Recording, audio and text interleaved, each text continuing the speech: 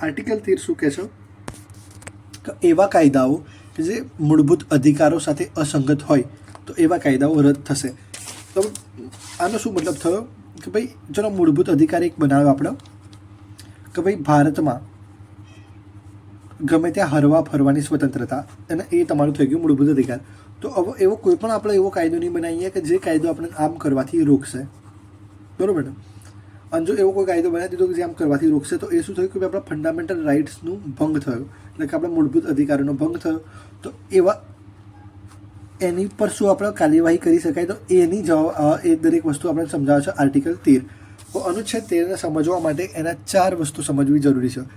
એ 4 વસ્તુ કઈ કઈ છે એ સમજવાની સૌથી પહેલાં કોશિશ કરીએ. તો સૌથી પહેલી વાત કરે છે પ્રી કોન્સ્ટિટ્યુશનલ લોઝની. પ્રી કોન્સ્ટિટ્યુશનલ લોઝ શું કહેવા માંગે છે, ચલો સમજવાની કોશિશ કરીએ. પ્રી કોન્સ્ટિટ્યુશનલ લોઝ એમ કહેવા માંગે છે કે ભાઈ આ એક ડેટ જોઈ લો. આપણે વાત કરી હતી 26 જાન્યુઆરી 1950ના દિવસે આપણો ભારત શું થયો, આઝાદ તો ક્યાંનો થઈ ગયો? તો આપણો ભારત શું થયું કે ભારતનું બંધારણ આવી ગયું, આપણા ભારતના બંધારણને લાગુ કરી દીધું. અને ભારતનું બંધારણ બનીને ક્યારે તૈયાર થયું હતું? તો બંને તૈયાર થઈ ગયું 26 નવેમ્બરમાં, બરાબર? 26મી જાન્યુઆરી આપણું બંધારણ લાગુ કર્યું. તો આ દિવસથી આપણા ફંડામેન્ટલ રાઇટ્સ પણ લાગુ થઈ ગયા. તો એવા તો ઘણા બધા કાયદાઓ હતા કે જે પહેલાંથી બનેલા હતા, એટલે કે આ પહેલાં બનેલા હતા, એટલે 1950ની પહેલાં ઘણા બધા કાયદાઓ બનેલા હતા, બરાબર ને? જેમ કે આપણે આઈપીસી જોઈએ, CRPC જોઈએ, કાં તો તમે CPC જોઈ લો. તો આ બધા કાયદાઓ તો જૂના હતા. તો શું આ કાયદાને આપણે બંધ કરીને નવા બધા કાયદા બનાવીશું? તો બધા કાયદા નવા બનાવવાની જરૂર નથી. આપણે શું કરીએ ભાઈ, આ કાયદાને ચાલવા દઈએ આગળ સુધી, બરાબર? માની લો કે આ આઈપીસી છે, બરાબર? હવે આઈપીસી કમ્પ્લીટ રીતે ચાલે છે. હવે આઈપીસી ચાલતા એને શું કર્યું કે જે આ ફંડામેન્ટલ રાઇટ્સ છે એને વાયોલેટ કરી દીધો. તો એવા કાયદાને આપણે શું કરીશું, હટાવી દઈશું. એટલે આખા કાયદાને નહીં હટાવીએ.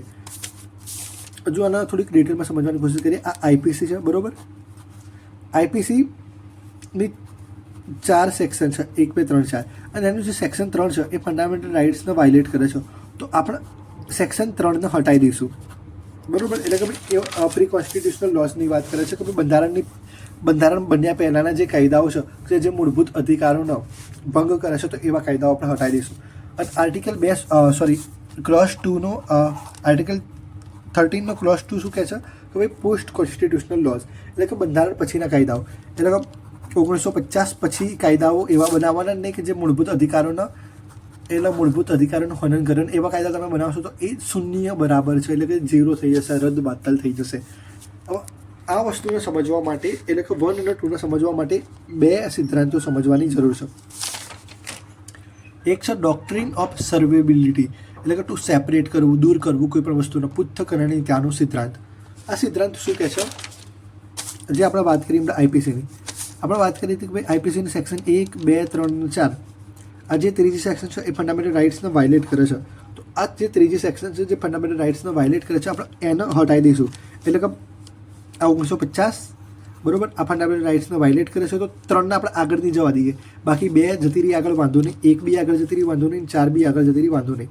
ખાલી 3ને આપણે રોકી રાખીશું, એને અલગ કરી દઈશું આખા કાયદાથી. તો એ શું થઈ ગયું કે ભાઈ આપણે સેપરેટ કરી દીધું. એનો શું મતલબ થયો કે ભાઈ દૂર કરવું, ડોક્ટ્રીન ઓફ સર્વેબિલિટી, પૃથ્થકરણ ત્યાંનો સિદ્ધાંત. 1-2 એક્ઝામ્પલ જોઈએ, ખબર પડી જશે. A.K. ગોપાલન કેસ થયો હતો વર્સિસ મદ્રાસવાળો, A.K. Gopalan case versus state of Madras. તો અહીંયા શું થયું હતું કે ભાઈ જે કલમ 14 હતી પ્રિવેન્ટિવ ડિટેન્શન એક્ટની, એ ફંડામેન્ટલ રાઇટ્સનો વાયોલેટ કરી દીધું. તો એને દૂર કરવામાં આવે, એટલે કે આખા કાયદાને હટાવી ના દીધું, ખાલી સેક્શન 14ને હટાવી દીધી. પછી બીજો કેસ બન્યો હતો the state of Bombay versus FN બલસારાનો કેસ. તો આમાં જે કાયદો હતો, કાયદા નંબર કલમ નંબર 13B બોમ્બે પ્રોહિબિશન એક્ટનો, તો એને ખાલી 13B દૂર કરવામાં આવી, આખા કાયદાને દૂર ના કર્યો, બરાબર ને? તો એ કહેવા માગે છે આપણું ડોક્ટ્રીન ઓફ સર્વેબિલિટી. એ પછી વાત કરીએ ડોક્ટ્રીન ઓફ એક્લિપ્સ શું કહેવા માગે છે. એ શું કહે છે કે ભાઈ છુપાઈ દો કોઈ વસ્તુને, એટલે કે ગ્રહણ કરી દો, જે ચાંદ ગ્રહણ થાય છે એ વસ્તુ, કાં તો આચ્છાદન કરી દો, આચ્છાદનનો સિદ્ધાંત. તો સિદ્ધાંતનું નામ છે આચ્છાદનનું સિદ્ધાંત, અથવા તો ગ્રહણ કરવું, અથવા તો છુપાવવું, અથવા તો ડોક્ટ્રીન ઓફ એક્લિપ્સ. એક્લિપ્સ શું કહે છે એ સમજવાની કોશિશ કરીએ. એક્લિપ્સ એમ કહે છે કે આ જ વસ્તુનું એક્ઝામ્પલ પાછું લઈ લઈએ આપણે 1, 2, 3, 4નું. 1, 2, 3 અને 4 આ ત્રીજા નંબરની વસ્તુ ફંડામેન્ટલ રાઇટ્સને વાયોલેટ કરતી હતી. હવે આપણે શું કર્યું, પહેલાને જવા દીધી, બીજાને જવા દીધી અને ચોથાને બી જવા દીધી, ત્રીજાને રોકી નાખી. આ રોકી નાખવાનો સિદ્ધાંત કયો થયો? તો એ થઈ ગયો ડોક્ટ્રિન ઓફ સેવેબિલિટી, એટલે કે ભાઈ દૂર કરવું, હટાવવાનો સિદ્ધાંત. તો એ હવે એક્લિપ્સનો શું કહે છે, એટલે કે ભાઈ જે આ ગ્રહણવાળો સિદ્ધાંત છે એ શું કહે છે કે ભાઈ એક કામ કરો, આને તમે ડિલીટ ના કરતા, પરમનન્ટલી ડિલીટ નહીં કરવાનું, આને ખાલી તમે સાઈડમાં રવા દો, આને ખાલી હંતાડી દો, છુપાઈ દો.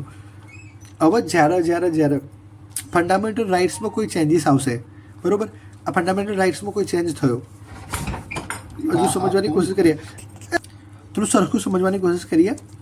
આ ત્રીજા નંબરની કલમ શું કરતી હતી કે ભાઈ ફંડામેન્ટલ રાઇટનો વાયોલેટ કરતી હતી. તો ડોક્ટ્રિન ઓફ એક્લિપ્સ શું કહે છે કે ભાઈ આપણે આને ડિલીટ ના કરો, તમે આને એમને ખાલી સંતાડી દો, બરાબર. હવે જ્યારે ભવિષ્યમાં ફંડામેન્ટલ રાઇટ્સમાં કોઈ પ્રકારનો ચેન્જ કરશે, કાં તો ફંડામેન્ટલ રાઇટ્સમાં કોઈ ચેન્જ થઈ જશે, તો શું થયું કે ફંડામેન્ટલ રાઇટ્સનું વાયોલેશન આ 3 નંબરની સેક્શન નહીં કરે, તો આપણે શું કરીશું કે ભાઈ 3 નંબરના પાછું ચાલુ કરી દઈશું, એટલે 1, 2, 3, 4ની જોડે જોઈન્ટ કરી દઈશું આઈપીસીમાં. ફરીથી સમજવાની કોશિશ કરીએ, આ કોન્સેપ્ટ થોડું અઘરો છે.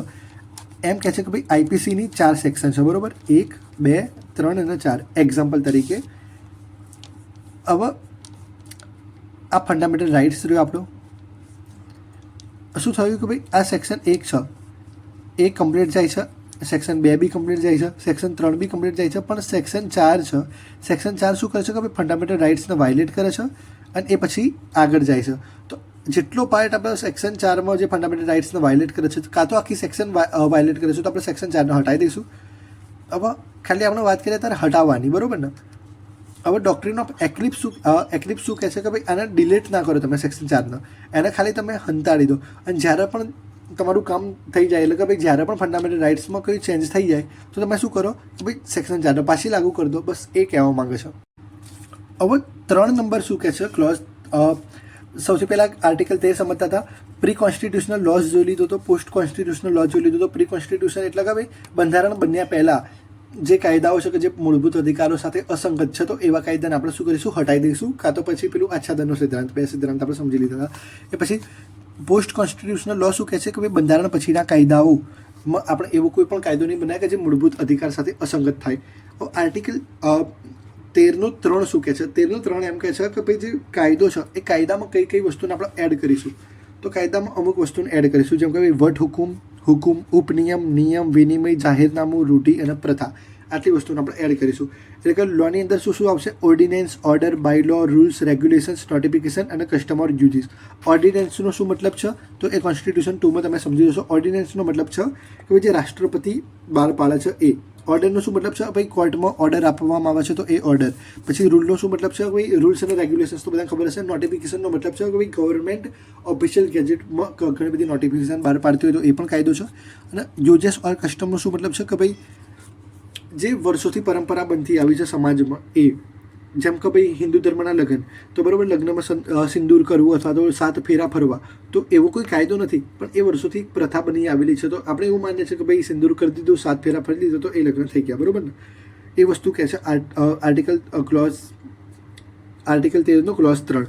તો અહીંયા મહત્વની વસ્તુ આટલી જ છે કે કાયદાની પરિભાષા અહીંયા આપવામાં આવેલી છે. જેમ આગળ સ્ટેટની પરિભાષા આપવામાં આવી હતી એમ અહીંયા કાયદાની પરિભાષા આપવામાં આવી છે.